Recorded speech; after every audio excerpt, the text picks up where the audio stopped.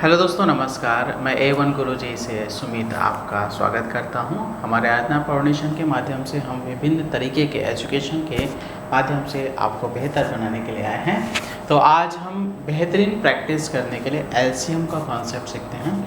LCM क्या होता है, सबसे पहले ये समझ लेते हैं। What is LCM? एलसीएम का इंग्लिश जो मीनिंग होता है वो होता है लीस्ट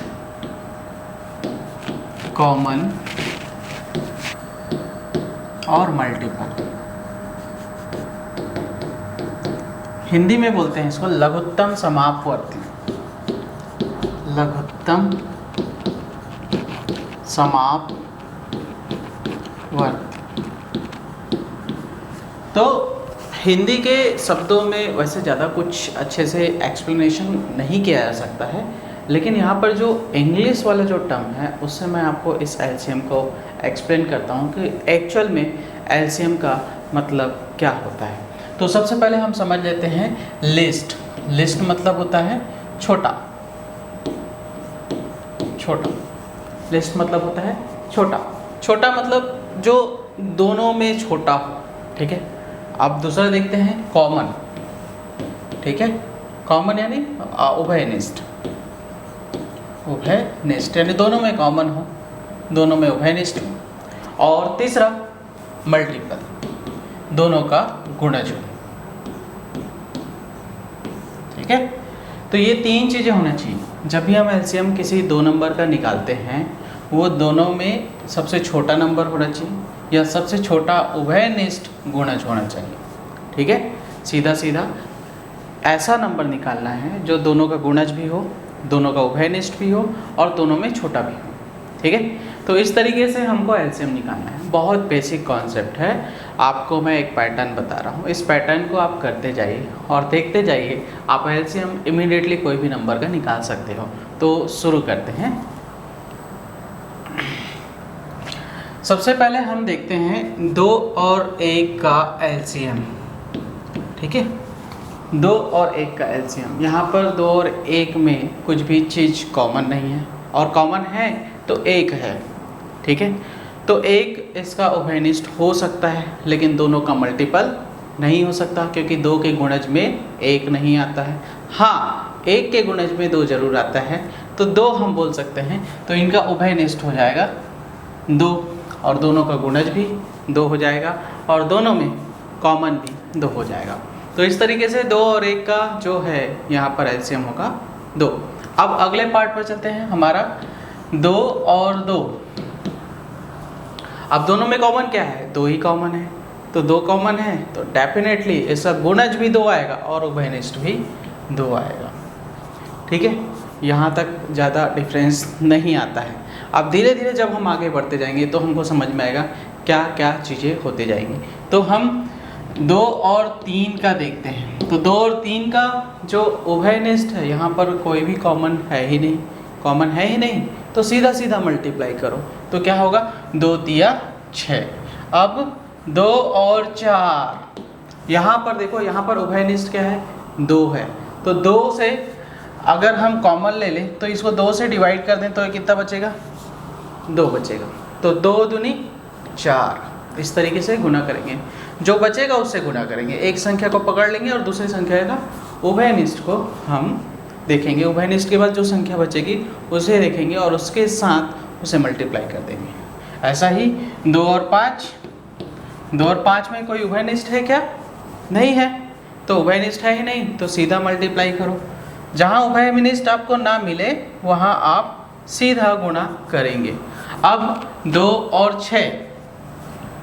2 और 6, इसमें देखो उभयनिष्ठ क्या है? 2 है। फिर से उभयनिष्ठ 2 है तो उस 2 से भाग दे दो तो कितने बार जाएगा? 3 बार, ठीक है। तो 2 तिया 6, तो ये हो जाएगा 6। अब अगला 2 और 7, फिर से कोई उभयनिष्ठ नहीं है तो सीधा सीधा मल्टीप्लाई करेंगे। 14। 2 और 8 उभयनिष्ठ है। क्या है उभयनिष्ठ? 2 है। 2 से भाग देंगे तो क्या हो जाएगा? 4। तो 2 चौक 8 डेफिनेटली।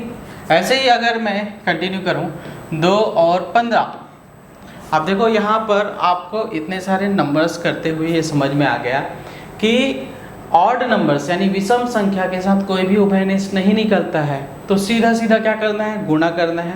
और सम संख्या में उभयनिष्ठ निकलता है यानी कॉमन टर्म्स निकलते हैं। इस कॉमन टर्म्स निकलने के कारण जो भी कॉमन टर्म्स आएगा उससे हमको उस संख्या को डिवाइड कर देना है, तो हमें जो है अगली संख्या मिल जाएगी और उससे हम सीधा गुणा करके हम उसका कॉमन फैक्टर्स के साथ मल्टीप्लाई करके आपका एलसीएम निकाल सकते हैं।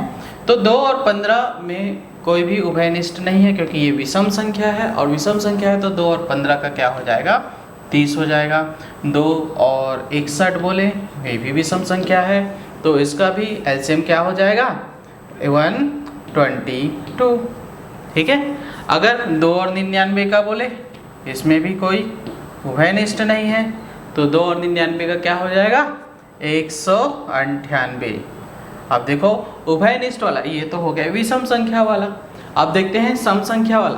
तो सम संख्या वाले में जैसे है 2 और 22, ठीक है, 2 का गुणज है, 2 से भाग दे दो तो 11 बार गया, तो 2 और 11 का एलसीएम क्या हो जाएगा, 22। और 2 और 46 ये भी 2 उभयनिष्ठ है, 2 से भाग देंगे तो आ जाएगा 23, ये हो जाएगा 46। इन दोनों को गुणा करेंगे। ये कॉन्सेप्ट मैं ये हालांकि हम डायरेक्टली यहाँ पर बता सकते हैं कि इन दोनों का एलसीएम सीधा 46 आएगा, बट ये कॉन्सेप्ट हम गेन कर रहे हैं, ये चीज़ें हम सीख रहे हैं ताकि हम इसका उपयोग आने वाले बड़ी बड़ी संख्याओं में कर सकें। ठीक है, तो इसको प्रैक्टिस करिए आप। 2 का 1 से स्टार्ट करते हुए 2 का 99 तक एलसीएम देखें, 100 तक एलसीएम देखें, चाहे तो आगे भी देख सकते हैं। इतना प्रैक्टिस करने से आपको समझ में आ जाएगा कि कहाँ कहाँ पर उभयनिष्ठ लेना है और कहाँ कहाँ पर नहीं लेना है। सम संख्या के साथ उभयनिष्ठ लेना पड़ेगा और विषम संख्या के साथ आपको उभयनिष्ठ लेने की आवश्यकता नहीं होगी। अब हम अगले पार्ट पर चलते हैं।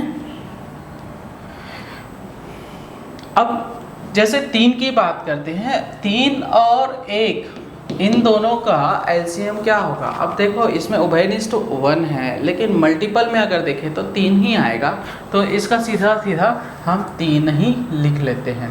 3 और 2 इसमें भी कोई कॉमन नहीं है, कॉमन नहीं होने के कारण आप सीधा सीधा मल्टीप्लाई करेंगे तो ये कितना आ जाएगा, 6। लेकिन 3 और 3 में क्या आएगा, उभयनिष्ठ 3 आएगा और दोनों का गुणज भी 3 ही होगा, तो यहाँ पर हम 3 ले लेंगे। अब 3 और 4 का यहाँ पर कोई भी कॉमन नहीं है, 3 और 4 में कुछ भी संख्या को हम कॉमन नहीं ले सकते बजाय 1 के, तो सीधा सीधा मल्टीप्लाई करेंगे तो 3 गुणित 4 कितना हो जाएगा, 12। 3 गुणित 5 15 और 3 गुणित 6 होना चाहिए 18, बट यहाँ पर 18 नहीं हुआ। क्यों? क्योंकि दोनों में उभयनिष्ठ है, और उभयनिष्ठ है तो सबसे पहले उभयनिष्ठ से भाग दे देंगे।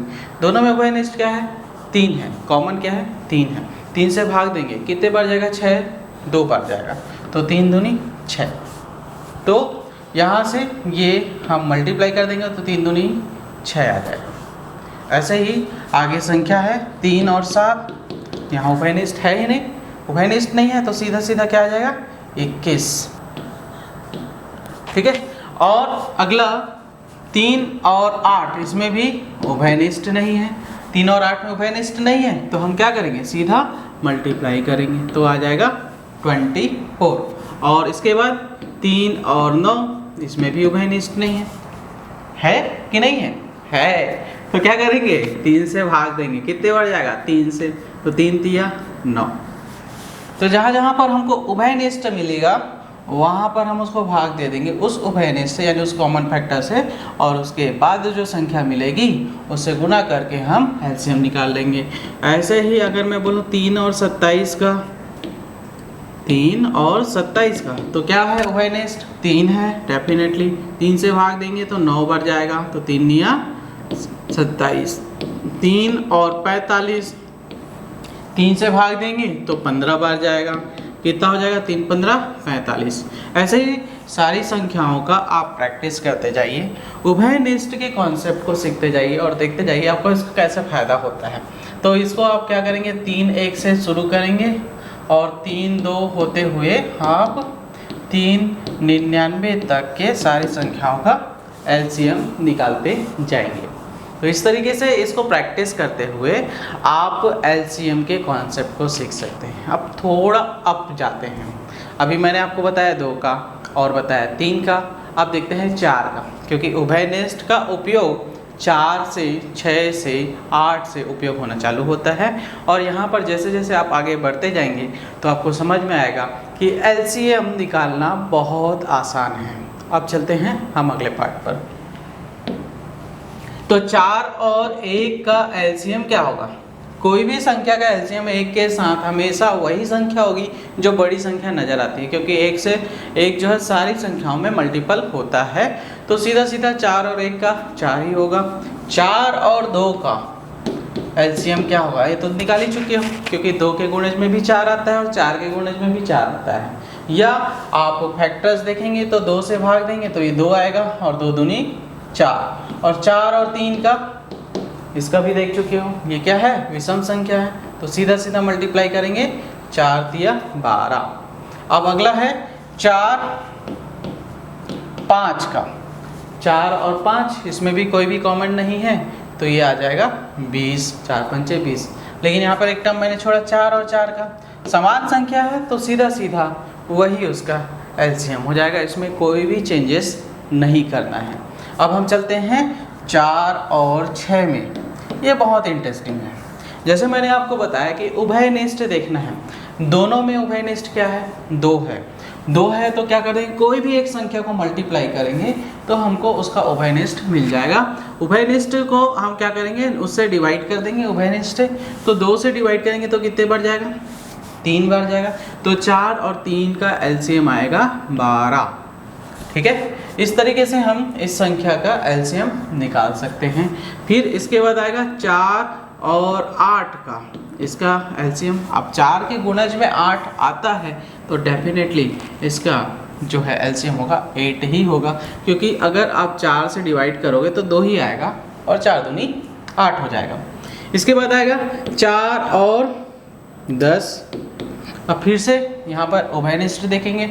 उभयनिष्ठ कितना है? दोनों में 2 है, कॉमन 2 है। 2 से भाग दे देंगे तो 2 पंचे 10 और ये 4 पंचे 20।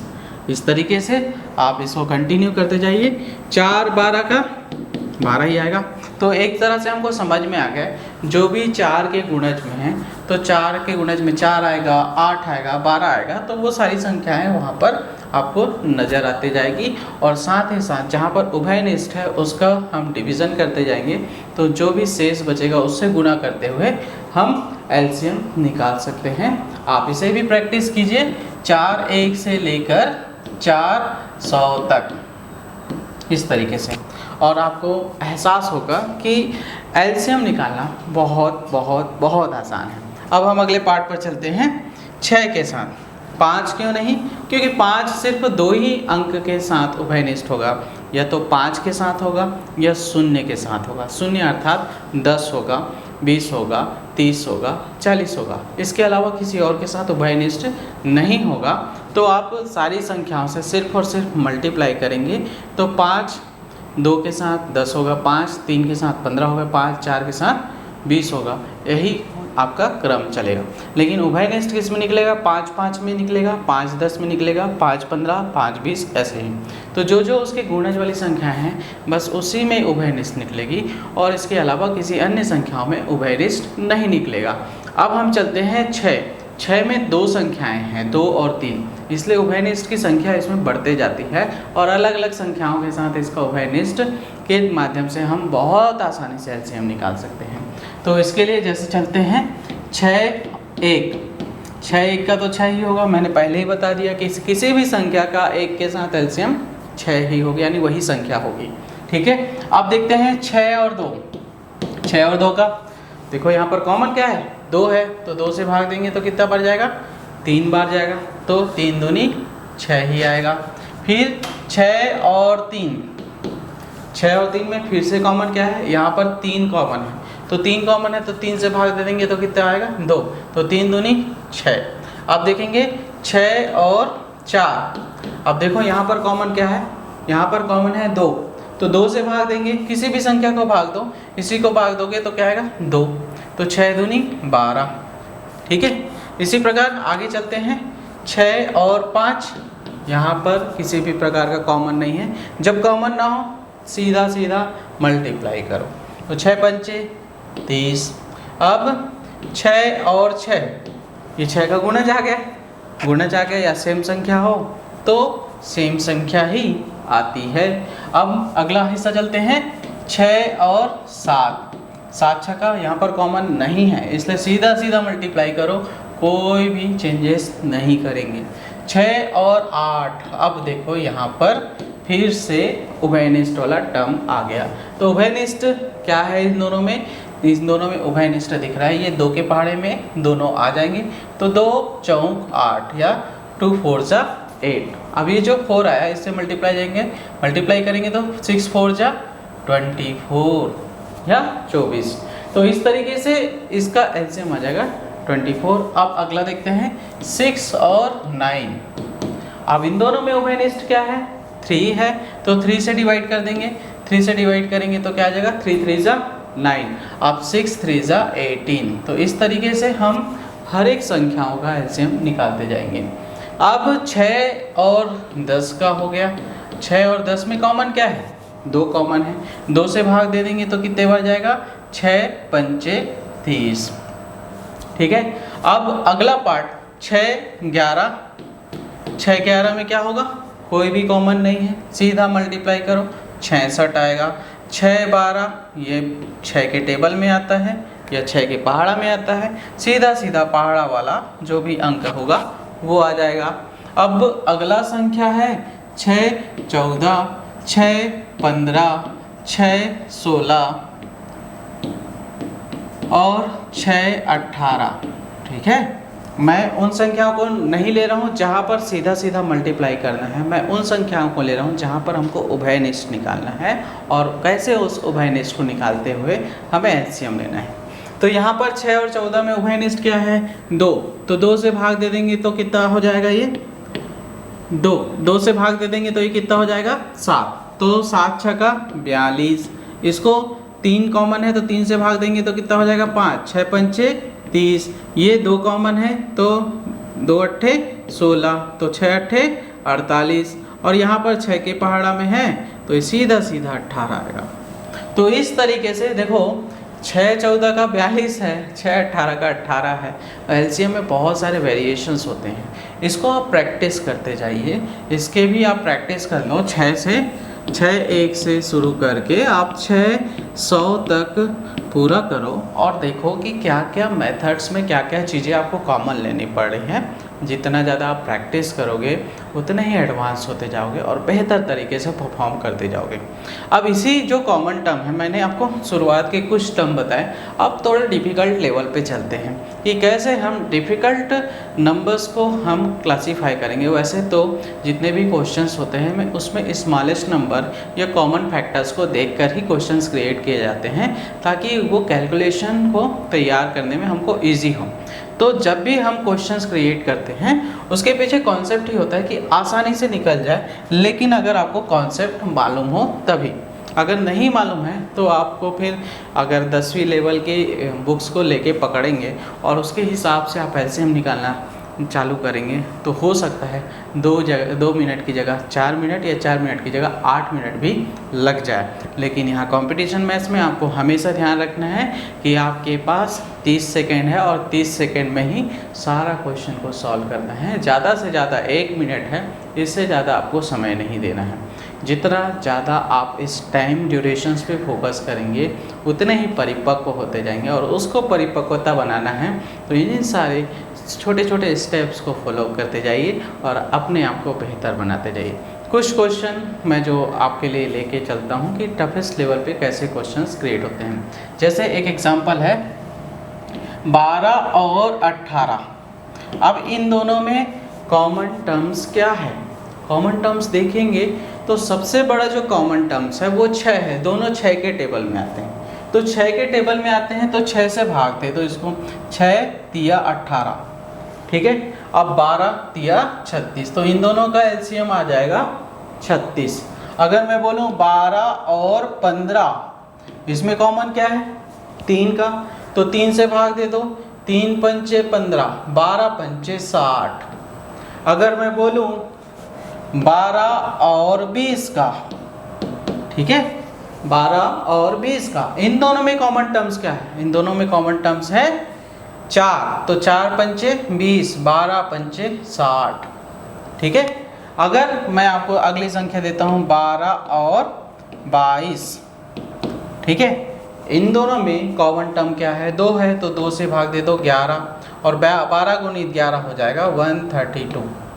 इस तरीके से आपको प्रैक्टिस करना पड़ेगा, जो भी कॉमन टर्म्स है उसको पहले क्लासीफाई करना पड़ेगा, आसानी से आप निकाल सकते हो।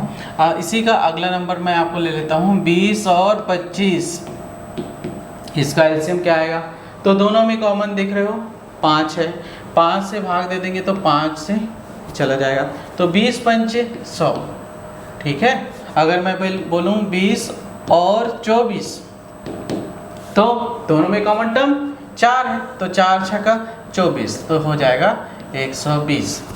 अगर मैं बोलूँ 20 और 30, इन दोनों में कॉमन टर्म क्या है, डेफिनेटली 10 है, तो 10 से भाग दे दो, 10 दिया 30, तो 20 दिया 60। अगर मैं बोलूँ 20 और 40, तो 20 के गुणज में आता है, तो सीधा सीधा आ जाएगा 40, ठीक है। अगर मैं बोलूँ 20 और 50, 10 का गुणज है, 10 से भाग देंगे 5 बार, ये आएगा 100।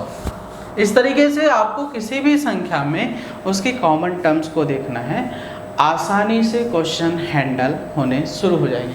थोड़े बड़े क्वेश्चन में जाते हैं, जैसे 24 और 30, इसका एलसीएम क्या होगा, ठीक है, दोनों किसके गुणज में आते हैं, 6 के गुणज में आते हैं, तो 6 से भाग दे दो, 6 पंचे 30 या 24 पंचे 120 हो जाएगा, दोनों के गुणज में आना चाहिए। अगला, अगर मैं बोलूँ 24 और 32, किसके गुणज में आते हैं, 8 के, तो 8 चौं 32 है ना, तो 24 चौं 96।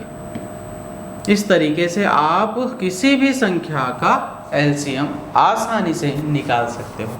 बहुत सिंपल कॉन्सेप्ट है, और इन कॉन्सेप्ट का उपयोग करते जाओ, अपने आप के बेहतरीन जो लेवल है उसको तैयार करते जाओ, क्योंकि कंपटीशन का लेवल इतना स्ट्रांग होते हैं कि आपको क्वेश्चन को देखते ही इसका एलसीएम निकालना सीखना है। प्रैक्टिस करते जाओ, बेहतर होते जाओ, और अधिक जानकारी के लिए आप हमें कमेंट करते जाओ, ताकि हम आपके जो भी प्रॉब्लम्स है उसके अकॉर्डिंग वीडियोस बना सकें और आपको प्रोवाइड कर सकें। इसी के साथ आज का ये मैं क्लास पूर्ण करता हूँ। अगले वीडियो पर मिलते हैं एक नए चैप्टर्स के साथ, एक नए कॉन्सेप्ट के साथ। Thank you so much.